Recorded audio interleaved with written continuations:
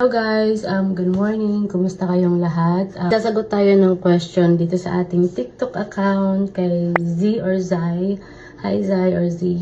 Gusto ko lang sagutin yung tanong mo kung mahirap ba mag-aral ng CNA. Kung tinatanong ninyo kung mahirap yung CNA program, madali lang yung CNA program. May mga medical terms lang kayo na kailangan i-memorize, pero kaya-kaya nyo, napakadali lang po.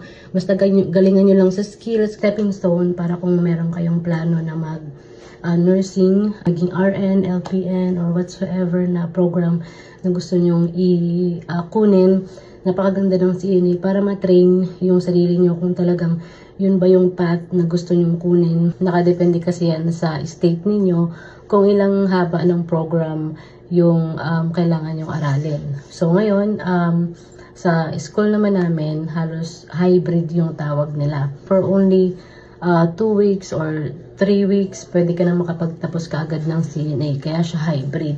Pero meron namang program ng CNA na umaabot din ng 3 to 6 months. Depende kasi yan sa iba't ibang state. Pero dito sa Indiana, yung haba ng hybrid program dito is nasa 2 to 3 weeks lang po.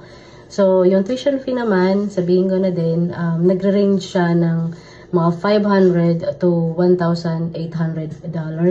Pero nakadepende pa rin yan sa state. Pero dito sa Indiana, kapag hybrid ka, nasa $1,300 to $1,500. Kasi mabilis ang program lang siya. Ito palang cleanser, itong Bubbles. Gamit na mist is itong Bounce Back, itong From Bubbles. Yung ginagamit nating moisturizer, ito talaga yung maintenance ko.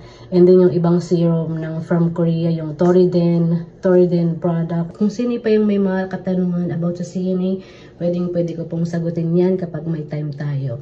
So, comment down below lang kung meron pa kayong ibang questions para, 'di ba, masagot natin yung mga knowledge natin pagdating sa ating experience sa pag-aaral ng CNA. Kayang-kaya mo Z yung pag-aaral ng CNA. Huwag kayong matakot pag-aaral dito sa US.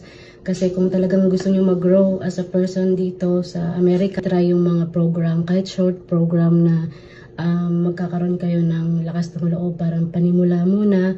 So, try nyo mag-aral ng iba't ibang program dito sa Amerika kasi ito yung maganda dito kasi marami silang program na talagang mabibuild up nyo yung sarili nyo dito bago kayo mag-go through dun sa gusto nyong tahaking pathway. Sana makapag-enroll ka na sa CNA program para ayun, ma-experience mo din kung ano yung mga trabaho ng CNA. Siyempre may mga bad and good about CNA, pero siyempre kung gusto mo talaga ma-build up yung sarili mo dito sa Amerika, itry mo yung gusto mong kuning short program. So, yun lang. Bye, Z.